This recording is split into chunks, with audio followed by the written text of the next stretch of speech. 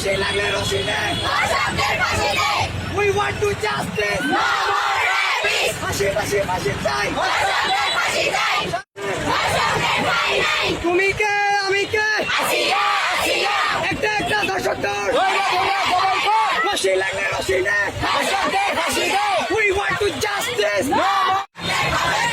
ধর্ষণের বাংলায়, ধর্ষকদের ঠাঁই নাই, তুমি কে আমি কে, আসিয়া আসিয়া, একটা একটা ধর্ষক ধর, রশি লাগলে রশি দে,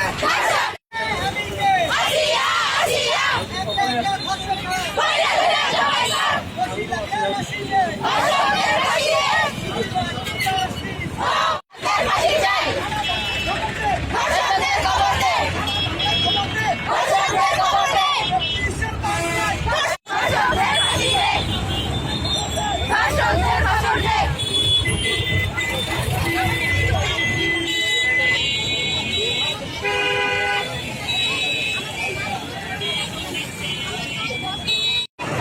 আসিয়ার ঘটনা আমাদের সবার জানা। আসিয়ার ঘটনায় পরিষ্কার আমাদের মা বোনরা আমরা কোথাও নিরাপদ না। যেখানে শুধু আসিয়ার ঘটনা নয়, আমরা এর আগেও দেখেছি মেয়েরা নিজের বাবার কাছেই নিরাপদ নয়। তারা কোথায় নিরাপদ থাকবে? বাংলাদেশের বিচার ব্যবস্থা এমন যেখানে একটা বিচার সমাধান করার জন্য 180 দিন সময় দেয়। আমরা এতদিন কি ধর্ষককে সময় দিব কেন?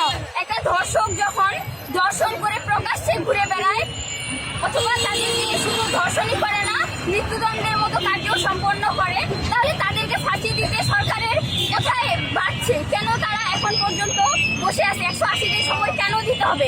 আমরা চাই 24 ঘন্টার মধ্যে ধর্ষকের ফাঁসি কার্যকর করা হোক অথবা প্রকাশ্যে মৃত্যুদণ্ড দেওয়া হোক। হ্যাঁ বলো।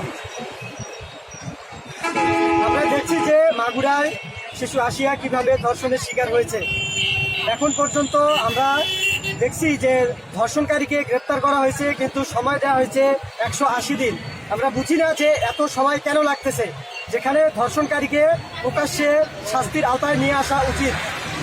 এখন শুধু আমরা দেখতেছি যে বলা হতো যে মেয়েরা পর্দায় চলাফেরা করে না অথবা ওড়না ঠিক থাকে না, এজন্য ধর্ষণের শিকার হচ্ছে। কিন্তু বর্তমান প্রেক্ষাপটে আমরা দেখছি যে স্বামীকে বেঁধে রেখে ঘরেও ধর্ষণের শিকার হচ্ছে, এমনকি বাবার কাছেও মেয়ে ধর্ষণের শিকার হচ্ছে। এখন এত কিছুর পরে আমাদের একটাই দাবি, সেটা হচ্ছে যে ধর্ষণকারীকে প্রকাশ্যে 24 ঘন্টার মধ্যে ফাঁসি দেওয়া হোক। তাহলেই আমরা মনে করি যে এই কাজ থেকে সবাই নিজেকে বিরত রাখবে। ধর্ষকদের প্রকাশ্যে ফাঁসি দেওয়া হবে। যদি এই নিয়ম চালু করা হয় তাহলে ধর্ষণ তো দূরের কথা, এসব চিন্তাও মানুষ মাথা নিয়ে আসবে না। আজ আমাদের মা বোনরা নিরাপদ কোথায়? যেখানে মানুষের ধর্ষণের কথা উঠলে আগে মেয়েদের ওড়নার কথা উঠে, সেই মেয়েটা পর্দা ছিল না, ওড়না ছিল না। তাহলে আমাদের 8 বছরের শিশু আসিয়ার কি অবস্থা হলো? তার তো ওড়না নেওয়ার বয়সই হয়নি। তাহলে আমাদের ঘরের ভিতরে নিরাপদ না, আমাদের মেয়েরা কোথাও নিরাপদ না। আমরা চাই আমাদের এই বাংলাদেশে, সোনার বাংলাদেশে, 24-এর বাংলাদেশে ধর্ষকদের শাস্তির ব্যবস্থা করে একটা আন্দোলন করার, সবার ঘরে ঘরে আন্দোলন উঠুক, ধর্ষকের ফাঁসি